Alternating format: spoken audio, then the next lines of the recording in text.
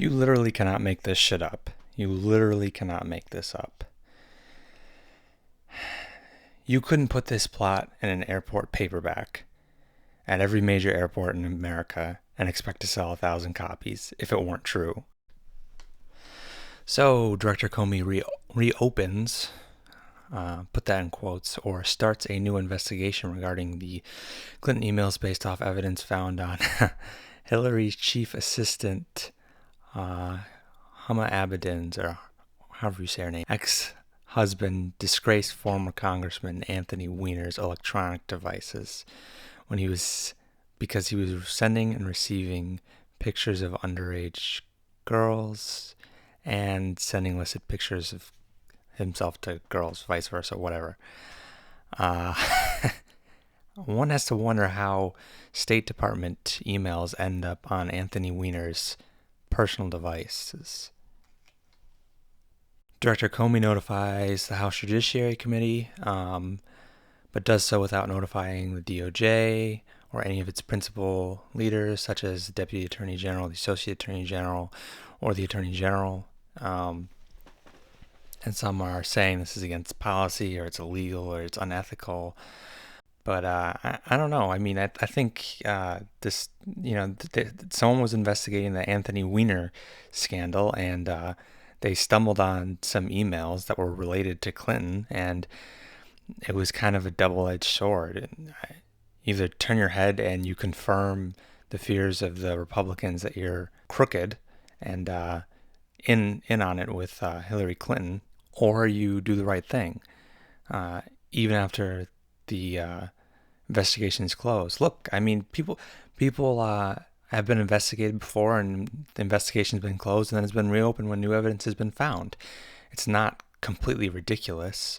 I guess it's ridiculous when it's a presidential candidate 11 days in or 10 days in or whatever to a general election. I guess, special treatment comes into favor there. And I guess he didn't give special treatment. So now we have the first presidential candidate in history, if I'm not mistaken, to be under federal investigation going into a general election. Watergate is looking awfully small. The Democrats are practically in tears. And they have filed a DOJ complaint with the Office of Professional Responsibility against Director Comey. I can't believe this. I'll play a clip here, and maybe I just haven't been paying attention, but Hillary actually looks annoyed. Right. Good afternoon. I'd like to say a few words and take your questions. I have now seen Director Comey's letter to Congress. We are 11 days out from perhaps the most important national election of our lifetimes. Voting is already underway in our country. So the American people deserve to get the full and complete facts immediately. The director himself has said he doesn't know whether the emails referenced in his letter are significant or not. I'm confident, whatever they are, will not change the conclusion reached in July. Therefore, it's imperative that the Bureau explain this issue in question, whatever it is, without any delay. So I look forward to moving forward to focus. See that? Yeah. She looks annoyed. I don't know. Maybe that's just her usual smug face. But I find it somewhat entertaining, somewhat interesting, I guess. But really, this makes Watergate look like a blip on the radar. Okay, maybe not a blip on the radar, but I find it interesting that we don't have the Independent Counsel Act, and I'll put that up on the screen for anybody that's curious. Because if we ever needed an independent counsel or special prosecutor, it would be now. And I say that hesitantly because special prosecutor is only when there's a crime to prosecute and it's going to trial. Independent counsel is more of an investigator. Now, the Independent Counsel Act is kind of controversial. Many people have argued that it's unconstitutional because it violates separation of powers, specifically taking away power from the executive branch to prosecute or not prosecute. Takes away that discretion, puts it in the hands of Congress, arguably. But I think in the face of such overwhelming corruption, we are headed fast and steady to a constitutional crisis. But I mean, we had independent counsel for when Vince Foster got sad and decided to kill himself. Many people think it's a conspiracy theory. It could be. I don't know. We had it when Bill Clinton lied about receiving oral sex from a 20-something intern.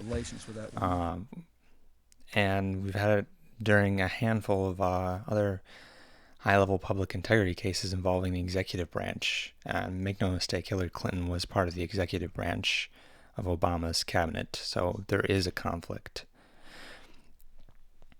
Add to the fact that Attorney General Lynch met with Bill Clinton privately, inappropriately.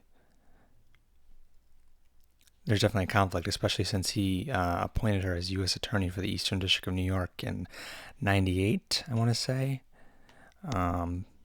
So that could be, most certainly was, calling in a favor.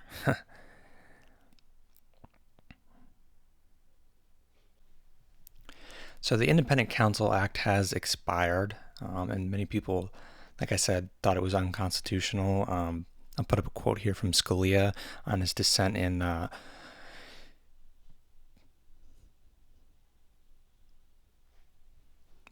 Morrison v. Olson.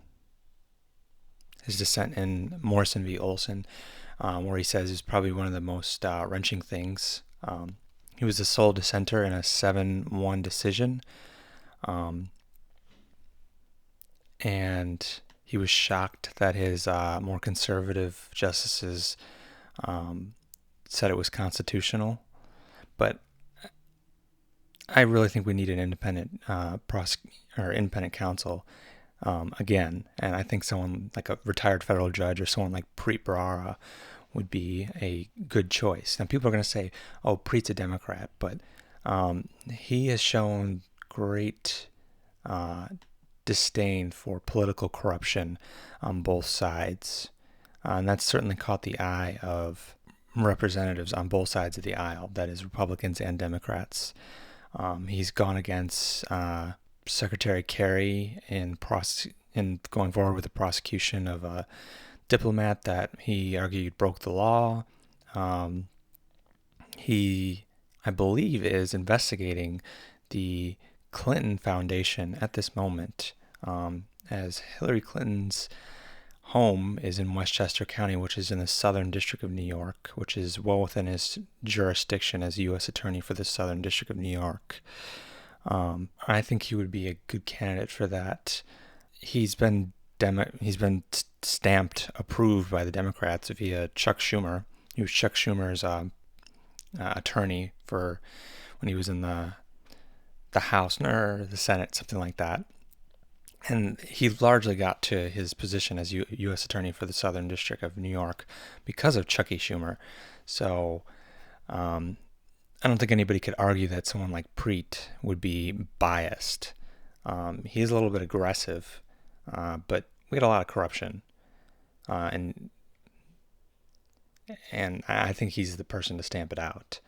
He was on the rumored list of attorney generals prior to Loretta Lynch, which I think was the more politically correct choice to pick.